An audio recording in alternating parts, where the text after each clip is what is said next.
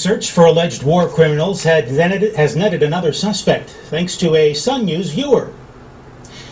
Abraham Bayavuge was nabbed by police last night in Ottawa on his birthday. This 49-year-old is from the Democratic Republic of the Congo, and this fifth arrest comes less than a week after the feds released a list of 30 wanted men. Ottawa says the tipster was watching Sun News when he recognized one of the men in the headshots. Today, Immigration Minister Jason Kenney spoke about the status of the 30 people on the list. I have no doubt that all 30 individuals on this list would contend that they're completely innocent of any such crimes, but the reality is that every single one of these individuals has had the benefit of due process in Canada's extraordinarily fair legal system. Every single one of these individuals was found by a Canadian tribunal that there is reason to believe that they were implicated in such serious crimes as war crimes and crimes against humanity. But at least one man on the list is angry enough with the government that he's threatening to sue. 76-year-old Afghan national Abdul Khalil has hired a lawyer who is prepared to bring a defamation lawsuit unless the government removes Khalil from the list. And that lawyer, Anser Farooq, joins us now on the phone from just outside Toronto. Mr. Farooq, thank you so much for being here. Thank you for having me. You've said that your client, Abdul Khalil, doesn't belong on this list of war crimes suspects, and fair enough.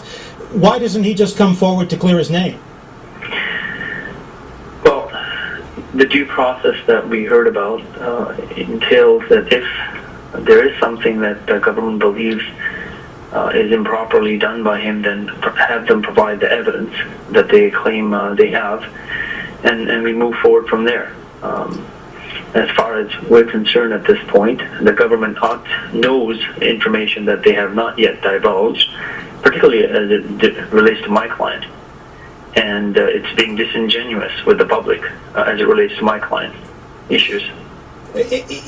Even with that, sir, is Mr. Khalil subject to a deportation order? And if so, why is he still in Canada?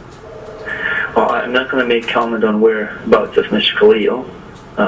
With respect to the deportation order, I expect one is there. We have simply the government at this point to rely upon when they say that deportation orders have been made.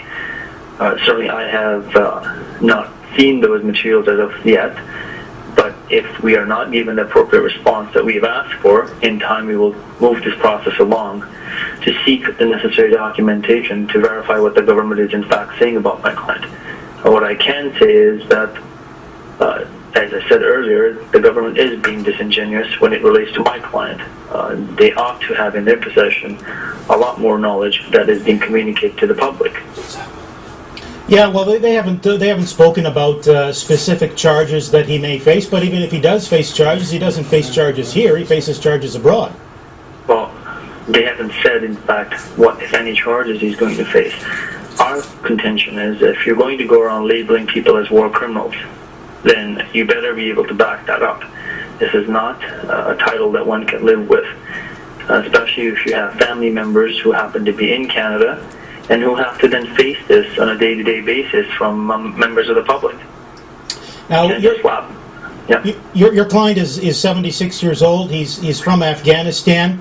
What do you know about his background in Afghanistan in, say, the late 70s or early 80s? Well, I'm not going to go into that at this point. What I can say is that, given the government's contention, they are the ones that ought to bring forward this evidence. And you've seen some news articles where they talk about privacy concerns because of which they will not divulge this information. Well, my client is prepared to waive any privacy concerns. So let's not hide behind privacy concerns. This has nothing to do with privacy. You've exposed this gentleman to, and his family, in fact.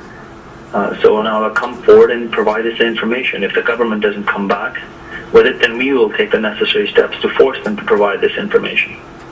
But what can you tell us about his background? I mean, was he a farmer? Was he in government? What was he doing in Afghanistan before coming to Canada?